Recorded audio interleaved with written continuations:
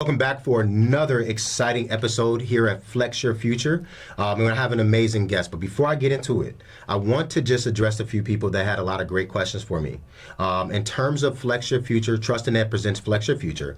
Trust and Ed is an education career consulting organization that you can go into the website, trustanded.org. It's free to the public, really for those individuals looking to seek knowledge, understand what kind of skills they need in order to progress in life. Flex Your Future is a curriculum from 6th grade through 12th grade, a comprehensive curriculum that's given to the districts, all right? So when you go to flexyourfuture.org, you're going to notice that requires a specific login. That's for teachers to teach information. Trustanded.org is for the general public. All right, so now that I got that taken care of. As I mentioned to you all the time, my main goal is to find individuals that come from various backgrounds. And again, I don't know a lot. I only know what I know, and my goal is to bring individuals that have an expertise in their field. And I was able to find an individual who has a strong background in journeyman and laborer. And he's going to talk a lot about what kind of career options that fall under that category. Without further ado, this individual next to me, his name is Melza Jordan. I want to welcome you to the show, sir. How you doing? Thank you so much. Oh, you're welcome. You're welcome. All right. So before I get into it, Melza, can you tell the audience just a little bit about who you are and how did you end up in that career?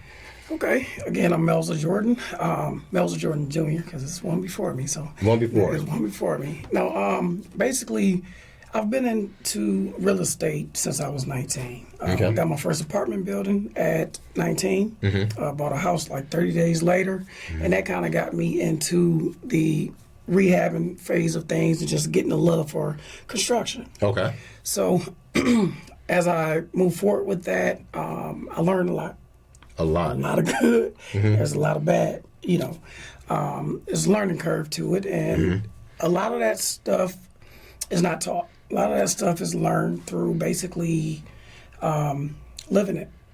So going through that, I learned that I would never want to be a landlord again. But I started to gain appreciation for the construction side of things and, making what is not as beautiful as it can be as beautiful as it can be. So after the apartment building and the house, I initially left real estate alone for a little bit, went on the road, did some music. After I did the music, came back, had my daughter Mila. Okay. And I was like, well, what can I do to supplement my income and still be around for my daughter? Which a lot of adults have to do in certain situations. And I want people to understand this is real life. Go ahead and continue. So I began to basically transition from coming off the road doing music to, doing music back home. And one of my friends, Anthony Bradley, that had a construction company, was like, hey, I need some guys to come on out. Some guys that's going to really work. Would you like a job? So I didn't know exactly what I'd be doing at first. And when I stepped in, we were laboring, I was an apprentice. We were just digging holes, things that apprentices kind of do as laborers. And it went from that to them asking me, my background, which is technical background, computers, stuff like that, dealing with music, studio. I had the computer side down pat. So he was like, well, there's a position in Chicago at this company called MPL. It's sewer work. Okay. A lot of other guys like, well, we don't know about doing sewer. You don't know about, listen, hey. I got to jump in real quick. Yeah. I'm one of those guys. I don't know about doing sewer, right? But do continue. At first, I was wary of it at first, but I was like, let me try it and see. So I get up there. We have a camera reel that has a camera inside of it. We had a computer to the side that has a monitor and everything, and then we had a locator where we locate the sewers out. And I gained a love for that process. Wow. And we were doing it for Nicor, wherever Nicor ran the gas pipes. I came in and I cambered the sewers just to make sure that they knew where it was at, how deep it was, and where the trajectory of the sewer line. So basically, learning that, the underground side of things. And then that moved on to me doing like a lot of side jobs, things of that nature. And I'm learning sewer side, and that went to electrical, then that went to lighting and the, just the rehab side of things. It just pushed me into that. So you basically found your niche. Yes. By looking for a job, and when you realized, hey, I have to provide for my family, you got thrown into something that you started to just enjoy. Yes. And then you took it upon yourself to go deeper. And I want to just pause right there, because this is something that a lot of individuals are faced with, right? We wake up, we're like, hey, I want to go and do this. But life doesn't have it set up that way, right? And you have to be ready mentally, right? We talk about this word pivot, right? You have to be prepared to pivot in life. Yes, definitely. And don't be afraid, because the next person, right, will take that opportunity. For those individuals that were scared to go down in those sewers, which would have been me, you took on that challenge, and it gave you so much more opportunities because the experience mattered, right? Doors started to open up. I want to take a step back. I noticed that you talked a lot about apprenticeship. So this is one of the main reasons why I felt so intrigued to bring you onto the show, because you have such an amazing background. And people are unaware about, well, what kind of skills are needed, right? Where do you start? So can you talk, what is an apprenticeship? How did someone go about it? And basically, with your background, what are individuals looking for? And I don't even know what other questions to ask about that industry, because I don't know about it. So can you tell us about it? Okay, so apprenticeship is basically you going through the fire. A lot of school, basically, like if you go to college, you're looking at the fire. Okay. You're saying, I see the fire, but you don't know that fire is hot. Okay. Apprenticeship is, I see that fire down there, and they say, yeah, you see it, well, you finna go feel it. The way that you learn, it could be electrician, it could be plumber, boilermaker, whatever. The way that you learn in the trades is you get down in that fire and feel how hot it is. And that's the way that basically if you can make it in that position or not. So as an apprentice, like with the laborers, we go through a 2-year apprenticeship. You may have plumbers that go through a 5-year, electricians maybe 3 to 5 year. I'm not 100% sure with them. Okay. I just know as a laborer, it's a 2-year apprenticeship. Okay. Different scale. Once you go through your apprenticeship, this is a good thing for people getting into it for the monetary reasons. Once you go through the 2-year apprenticeship, you pop up to scale. So you may start at 28 an hour, but as soon as you're done with that 2 years, you pop right up to 54 an hour. Nice. And we get raises on time every year.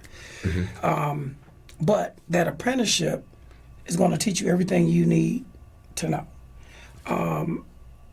Also, this is a great thing about it. As you're going through the apprenticeship, you have access to other classes. Like if you want to go for asbestos removal, if you want to go for mold removal, if you want to go for, like I do the sewer camera work, at the apprentice hall, they have classes for that type of stuff. So when you go in, you sign up for the class, you take the class, you get your certifications. Okay. So your main thing as a apprentice, going through the apprenticeship is to get as much training as you can. So when you get on that job site, you become more of an asset than a liability wherever you can. So you were talking about apprenticeship. I heard you talking about certain certifications as well. So do you get certifications that are tacked onto apprenticeship, or is that something that's different? And what are the type of certifications that individuals are looking for in that journeyman laborer role? So it's those certifications are specific to us laboring. Okay. But say if I got my certification for asbestos, we go back to that. I'm certified. I see what you're saying. So if I'm doing other work, hey, here's my certification. I can use that. It's not just like you can only use it in a position of being a laborer. Like me, I'm a local 75 laborer. I don't just have to use my certificates for the laborers union. That's what you're saying. That makes a lot of sense. So thank you so much for elaborating on that. And it's really important to understand, well, when you say apprenticeship, when we talk about certifications may be specific areas, right, or skills that they're looking for. So understanding what kind of skills is required. That's why you got to understand, well, what is it that you're looking to do, right? Understand what your passion is, doing that research. An apprenticeship, is there a specific title that the apprenticeship have? Like, how would one look up apprenticeship if they wanted to go into like journeyman laborer? Or is that a thing? So for us, no, it's apprenticeship, and the way that it works, you have some halls that are hiring halls, you got some halls that are non-hiring halls. The hall that I'm with is a non-hiring hall. We go to the hall, whatever certification stuff we do need. I'm sorry, real quick, what is a hall? Basically, the hall is I'm gonna put it in layman's terms, it's club. Okay, got it. All right, I'm like hall. We put it like that. It's a club. Okay. I'm part of Local 75. Okay, I see what you're saying. That makes so much sense. Yeah, you have Local 2, and some are regional based. So Local 2, Chicago. Local 75 is in Joliet. So individuals, if they were looking for an apprenticeship, it's important to figure out what's the nearest hall and regional site. It could be what's the nearest hall, or it could be who is accepting apprentices at the time. Got it. Okay. When I started doing my work, I was Local 75. Another guy that came in, he used a local out by Byron. I don't want to get I don't know if it's 582. I don't want to get the number wrong. But because of that's where the company was, and that's where they, got them in at. So it just kind of depends. Got it. If it's local or if it's just good for the company that you're going to work for. Well, I appreciate you taking the time to explain all that information because I would be lost, right? And this is truly important. This is why we do what we do here and bring in an experienced individual on the set to really talk to you and help you and guide you in the right direction. So that way you know what kind of research should you be doing. Let's talk about, what kind of work are you doing? Now, you talked about it, but on a day-to-day, right? On a typical day, what does a journeyman laborer, what does that day look like? All right. So it's different facets again. Say if we're doing underground work, let's just go with the underground work for Nicor. This is what I'm more comfortable with. I may get to the job site, and it's a different job site. It could be a different job site every single day. When you're a laborer, you go where the work is, or where whatever company you're working with goes. They may put you with a crew that's in an area that may be out there for a month. Okay. But then they may say, hey, we need you to go to a different crew. They need what you do over here. Okay. And keep in mind, you got some laborers that's, like I said, that's there for a paycheck, and you got some that actually love the work. So those kind of pop around because people are like, we want him. I see what you're saying. So might get to the job site 6 o'clock in the morning. A lot of times we may start at 7 o'clock, but you try to get there a little bit early. Okay. So if we're running gas pipe, I know if I'm going to dig for today, I know what areas I'm digging at because there may be, let's say, electrical on the ground. There may be existing gas pipe. Are you talking about those little flag things that be outside? That's called Julie. We get hit that in a second. Okay. But yes, if you got the green flags, the green is the sewer. Okay. The blue flags is water. The orange flags is communications. Okay. Yellow flag is gas. So it just depends, on what's under you. I see what you're saying. So if I know that there's going to be a line through the ground coming down this path, and I see a yellow flag here, blue flag here, so me as a laborer, I'm probably going to have to spot those utilities on the ground. That's what so you're I'm saying. going to dig up that gas line. So when they run that pipe, when they bore the pipe through, I can see that bore coming through, and I can see where the gas is at, so they don't hit it. That's what you're saying. That's a very important job. Oh, yes. That's a very important job. Continue. That is a very important job. You should definitely. So I can see why somebody would want someone that's highly skilled. Yes. Professional, skilled, certified in that area. Well, it takes a certain touch also. You can't just get anybody off the street and say dig here. Electrical. Right. If you have a spade shovel and you put that in the ground on top of that electrical and you're hitting it wrong, you're going.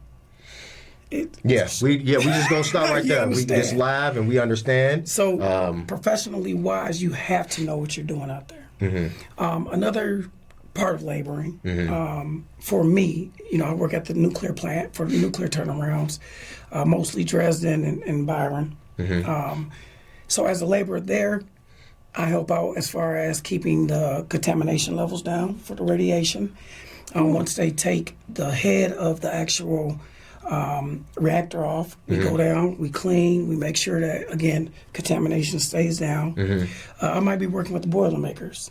So I have a certain skill set that I do that I know when they're looking for certain things of what they need. I either bring to them, I have set up for them so that their job is easier, so that we get the turnarounds done faster and more efficient. It sounds like a lot of different options one can go into with a labor, because I heard the word nuclear plant. The first thing that comes to my mind is just chemical engineering, right? In other technical terms that I will not act a fool and act like I know. The first thing that comes to my mind also, second thing is Homer Simpson. What was his position, right? I think he was in charge of safety. But there's so many different routes. Now, wow, can you kind of just highlight a little bit of, and I'm not trying to scare you, but we need to understand the importance of educating oneself. When you're talking about working in a nuclear plant, contamination, I'm assuming that you have hazard gear on and some protective gear. Yeah. So all right. Can you kind of talk about that as well? It depends on what part of the plant you're in. So you have, I'll just explain real quick, a nuclear plant, so that when I explain, what we wear, it makes sense. So in a nuclear plant, you got two different plants. Basically, nuclear fission is the atoms exploding, creating heat to heat up water quicker than any other process to make steam to turn the turbine. That it generates power.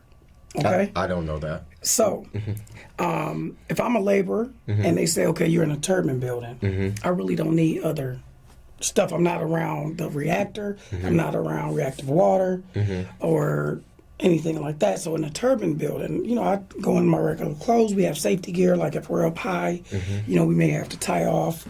Tie off means like, make sure we're tied onto something. So if we fall or trip or anything like that. But if I go into the actual reactor, we don our gear. And we put on booties on the feet. We put on the yellow suit. It's what you would see, kind of like what Homer Simpson was wearing. Some parts you're good with just that, and just like a hood on. Some parts we have to put on the whole HEPA, basically HEPA gear to make sure that we don't breathe in any airborne contamination or anything like that. Got it. So that was a specific industry, and I was just curious. Yeah. All right. So I'm sorry I took that away from you guys. Hopefully, if you are looking for that, now you know. If you wasn't, don't blame me. So thank you so much for sharing that information. If you can kind of talk now about, we know the danger, we know what's needed, we know the level of expertise. What do you enjoy most about being in that type of role? And not just the nuclear, just that role at work, right? Journeyman laborer. Well, I will say, I have to go back to the nuclear plant with that. You're seeing something that most will never see. Once they drain the nuclear pool and you're able to see how deep it is, and then when they fill it back up, like I know on The Simpsons and everywhere it's green. They got green. I can't even explain it because it's not real, but because you would never touch something that close. But the actual fuel rods are in the pool. They're 3 floors below you, and when you look down there, it glows a beautiful blue, cobalt blue. The water is clear. And in my position, once they fill the pool up, I'm able to sit I can be right here by the water. Now, if you touch the water, you're going to jail. Immediately. Do not be curious. But anything that drops in the water, if you're negligent, you're fired. You can never get back in there again. Any piece of, and it could be a small piece of clear paper that goes into that pool, goes to the bottom. It can cause a meltdown if it gets clogged in the wrong thing down there. So makes sense. For me, that's the best side about no, a lot of other people will never get the chance to see that. Right. And me in my role, I work with like the steam generators, and I work with the boiler makers, and things like that in there. So I'm able to be around the reactor. I take in more radiation than the average person, but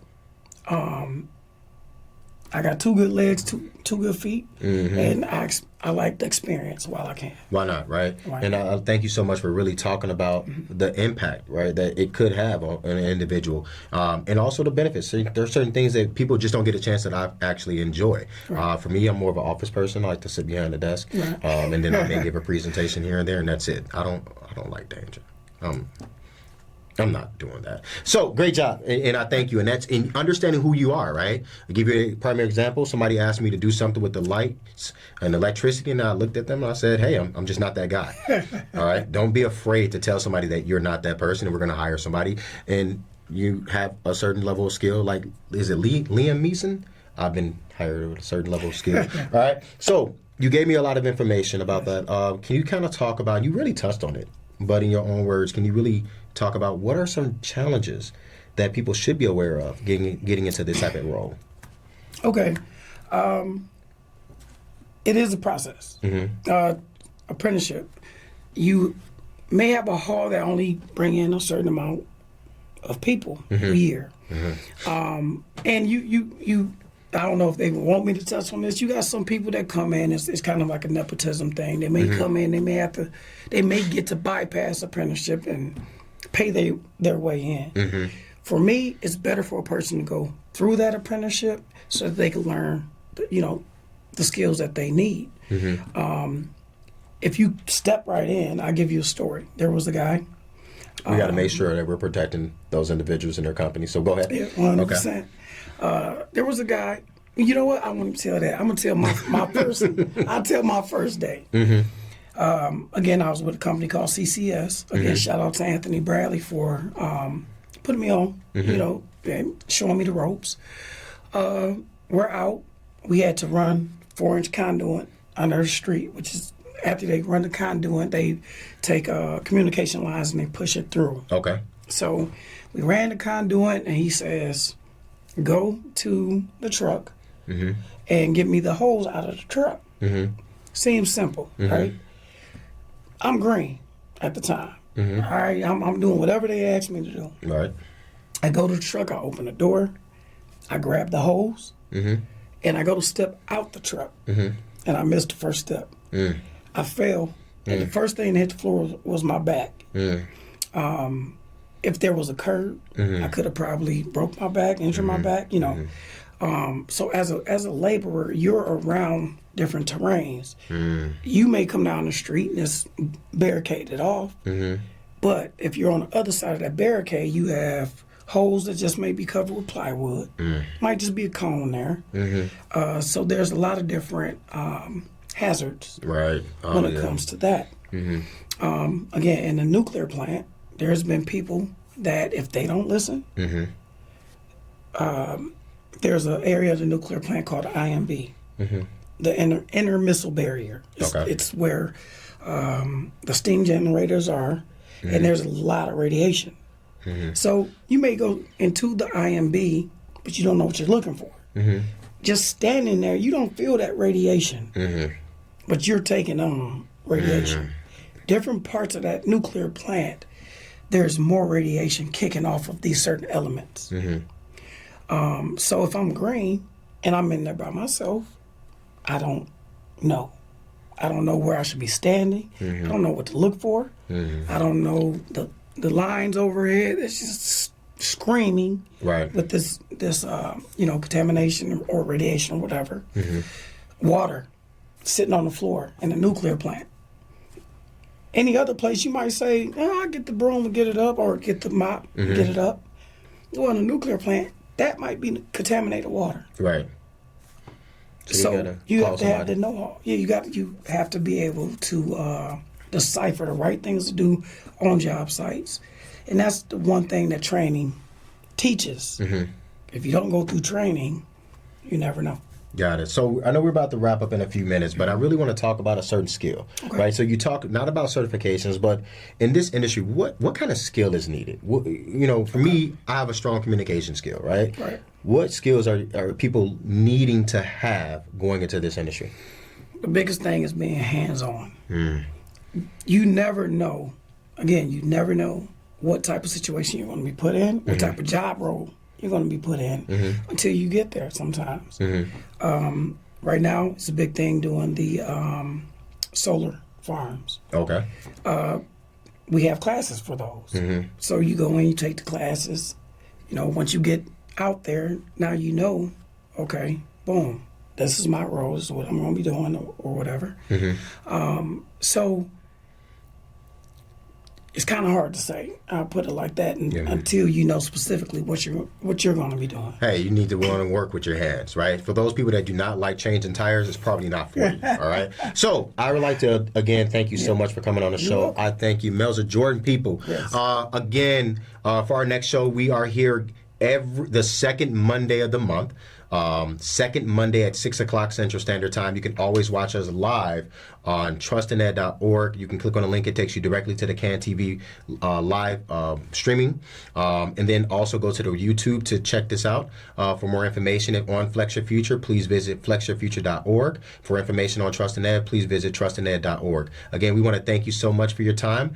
Thank you for being with us, and you have an amazing day. Can I say one last thing? Yes. There's a need for the tradesmen right now. Yes, you do have college, and I push anybody to go if they can, but there's other options.